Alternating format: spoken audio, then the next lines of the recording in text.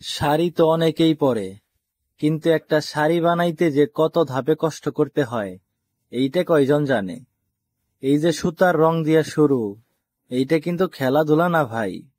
আগে সুতা ধোয়া হয়, তারপর রং গুলানো হয়, রঙের ভিতর সুতা দিয়ে আবার তোলা হয়, আবার চিপা দিয়ে বের করা হয় পানিগুলো। এই কাজ হাতেই করা হয়, মেশিনের কোনো ব্যবহার নাই।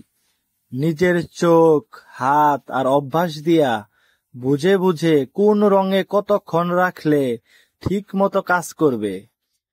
এক রং থেকে আরেক রং, ডিজাইন অনুযায়ী আলাদা আলাদা সুতাও হয়। এক একজন কারিগরের এক একটা স্টাইল থাকে, তাদের চোখের ভুল হইলেই পুরা ডিজাইন উল্টাপাল্টা হয়ে যাবে। এই সুতাগুলো পরে শাড়িতে লাগে, তাই প্রথমেই ঠিক মতো রাঙানো লাগবে, নইলে শাড়ির রং জমবে না ঠিক মতো।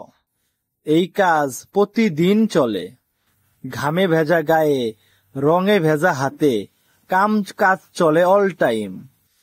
টাকা যা চেষ্টা করে এইসব গল্প, এইসব পরিশ্রম আপনাগো সামনে আনতে।